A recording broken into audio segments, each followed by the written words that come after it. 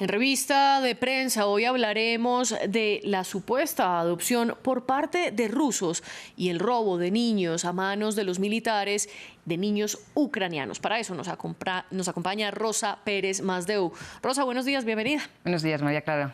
Bueno, y empecemos con esta noticia porque el Moscow Times afirma que la representante de Putin para la infancia está diciendo que adoptó un menor de edad ucraniano en la ciudad de Mariupol.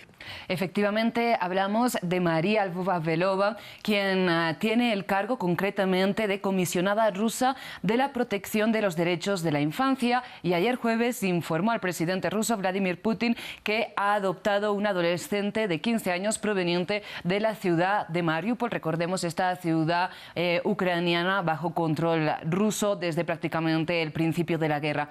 Particularmente, Lvova-Belova declaró: ahora sé lo que significa ser madre de un niño del Donbass. Es difícil, pero sin duda nos amamos uno al otro y creo que podemos superar cualquier cosa. Bien, este caso, que puede parecer particular, en realidad habla de una cuestión que está sucediendo a gran escala, ¿no? Y es que, de hecho, Lvova-Belova, esta mujer, es la encargada del programa que, en palabras del propio periódico Moscow Times, supervisa la deportación forzada de menores de zonas del este de Ucrania ocupadas por Rusia hacia campos de reeducación en Rusia.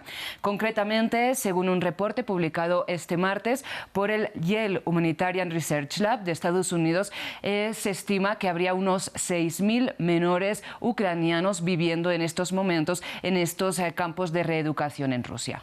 Y de hecho esto, Rosa, si se llega a comprobar, sería también un crimen de guerra. No se trata solo de una adopción legal. Efectivamente, no, sin duda, y esto es lo que están denunciando las autoridades ucranianas desde hace meses, de hecho.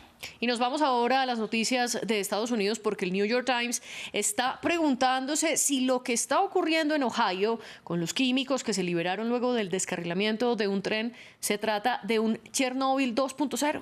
Exactamente, y hace un poco de parodia este artículo, digamos este título de este artículo más bien, sobre lo que el New York Times señala que están publicando personas de todo el espectro político, ¿no? Y es que publican afirmaciones que, tal y como señala el periodista que firma este texto, van más allá de los hechos probados por la ciencia, ¿no? Entre otras calificaciones, esta cuestión del descarrilamiento del tren en Ohio y el consiguiente vertido de residuos tóxicos ha sido calificado como la peor catástrofe ambiental de la historia, o como Chernobyl, como bien decías. De hecho, existe y es popular el hashtag Chernobyl Ohio, como también ha sido calificado de un plan de la Casa Blanca, ¿no?, de la administración Biden, o también hay distintos usuarios que rechazan los reportes científicos de la EPA, ¿no?, de la Agencia de Protección Ambiental estadounidense, que, como nos decía Mamen, ¿no?, en los informativos, está señalando que ahora por ahora los niveles de contaminación tanto del agua como del aire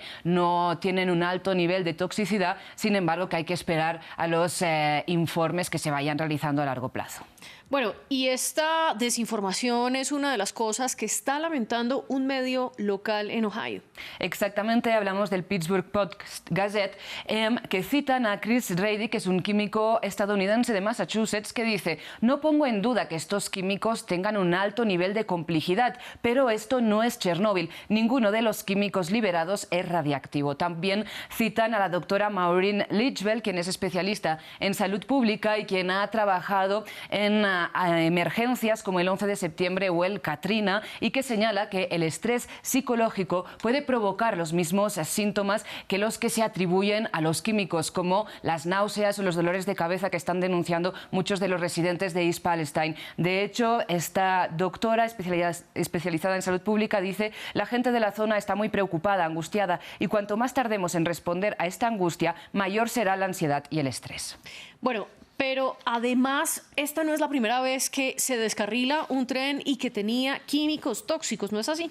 Exactamente, y esto es precisamente lo que señala Liz Hasley, una periodista de investigación del medio local también de Ohio, Dayton Daily, que recupera una investigación que ella misma hizo en 2014, cuando Ohio ya ocupaba el tercer lugar en el lamentable ranking de los lugares donde ocurren los accidentes de trenes más peligrosos con mercancías tóxicas, ¿no? Y lo que señala es que en ese momento, cuando llevó a cabo esa investigación, las causas que provocaban estos accidentes son las mismas que tienen lugar hoy en día, ¿no? Y precisamente, ¿cuáles son estas causas? Bien, pues tal y como señala la periodista, esta lógica de la industria ferroviaria de reducción de costos, que lleva a una reducción de personal, más estrés en los trabajadores, que conducen trenes más pesados y más largos. Recordemos que en 2021 la compañía cuyo tren descarriló propuso un plan que quería a lo largo de 3 años ampliar en un 20% la magnitud, la longitud y la carga de los trenes. De momento no hay límites esta longitud de los trenes, pero también hay un problema de falta de alerta temprana, y es que, para terminar, María Clara, este tren que descarriló en East Palestine pasó 1 hora antes por la localidad de Salem, donde estaba instalado un detector de temperatura del calor que no hizo saltar la alarma, ¿no?, que supondría que tendría que haber saltado, dado que en ese momento, según cámaras de seguridad, el tren ya estaba en llamas. Lo que podría indicar entonces que era una tragedia que se podía evitar. Rosa, gracias por estar con nosotros. Nos vemos, María Clara.